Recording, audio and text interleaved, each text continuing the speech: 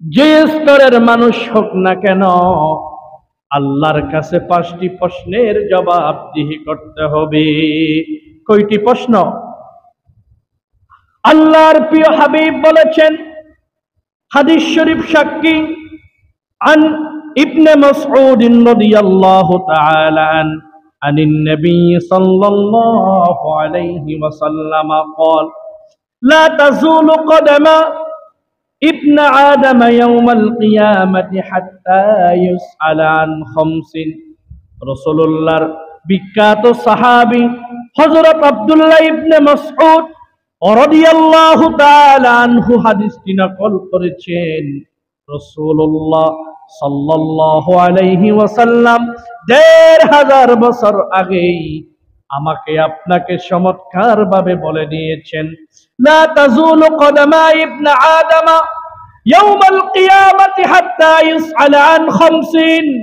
ও বনি আদমের সন্তানেরা, ও মুসলমানের সন্তানেরা, ও দুনিয়ার মানুষেরা, তোমরা শুনে নাও, কিয়ামতের ময়দানে আল্লাহ রাব্বুল আলামিন 5টি প্রশ্নের উত্তর সারা সামনে এক কদম কাউকে দিতে দিবে না।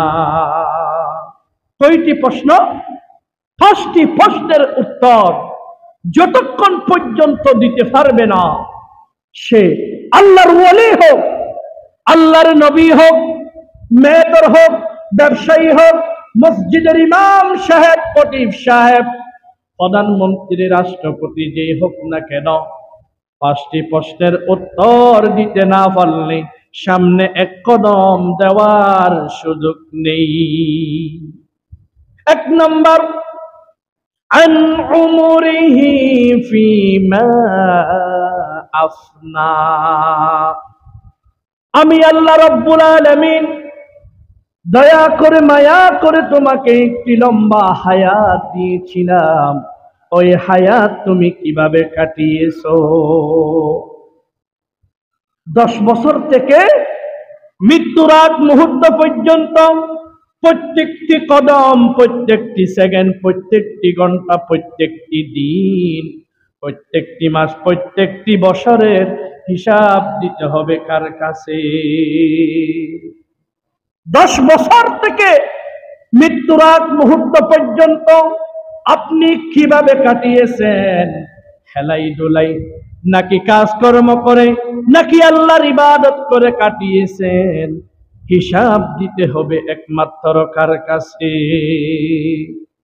আল্লাহর কাছে হিসাব দেওয়া লাগবে। 2 নম্বর, ওয়া আন শাবাবিহি ফিমা আবালা।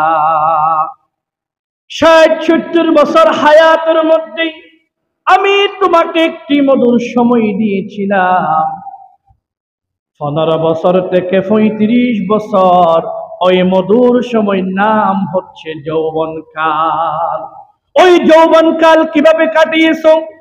মোবাইল দেখে, বিভিন্ন নগ্ন ভিডিও দেখে, ফরকিয়া করে করে, আরেকজনের মেয়ের সাথে খারাপ খারাপ কথা বলে, না তার সাথে লাভ করে করে কাটিয়েছ?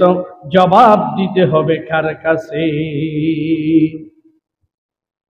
ওই 15 বছর থেকে 35 বছরের যে মধুর সময় যৌবনকাল, এর হিসাব দেওয়া লাগবে কার কাছে? একটু চিল্লাইয়ে বলেন। 3 নম্বর, ওয়া আমালিহি মিন আইনা ইকতাসাবাহু। তুমি আজকে সম্পদের মালিক হয়ে গেছো, নিজেকে কোটি কোটি দাবি করতেছো, নিজেকে অনেক সম্পদশালী মনে করছো। তুমি সম্পদের মালিক কিভাবে হয়েছো? কিভাবে ওই সম্পদ তুমি অর্জন করেছো? হালাল পন্থায় নাকি হারাম পন্থায়? জবাবদিহি করতে হবে কার কাছে? সম্পদ কিভাবে অর্জন করেছো? তুমি এক সময় এত অভাবী ছিলে, পায়ে স্যান্ডেল পরার মতো স্যান্ডেল ছিল না, গায়ে পরার মতো কোনো শার্ট কিংবা জুব্বা, কোনো পাঞ্জাবি তোমার ছিল না।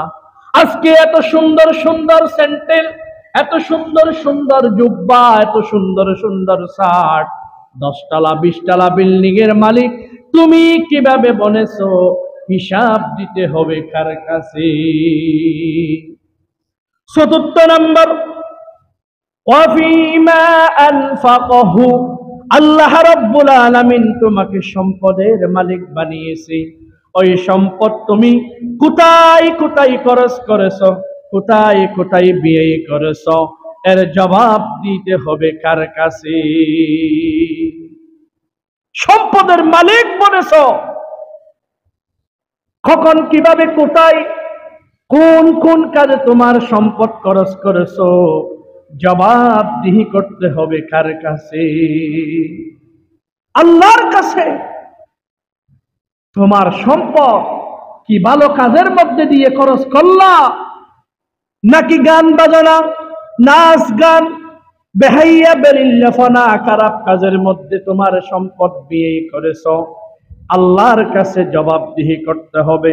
পঞ্চম নম্বর, ওয়ামাযা আমিলা ফীমা আলিমা, আল্লাহ রাব্বুল আলামিন তোমাকে যে বিবেক দিয়েছে, যে জ্ঞান দিয়েছে, ওই জ্ঞান তুমি কোথায় কোথায় ব্যয় করেছ, এবং তুমি যে ইলম অর্জন করেছ, এই ইলম অনুযায়ী তুমি আমল করেছো কিনা, কাল কিয়ামতের ময়দানে আল্লাহর কাছে জবাবদিহি করতে হবে।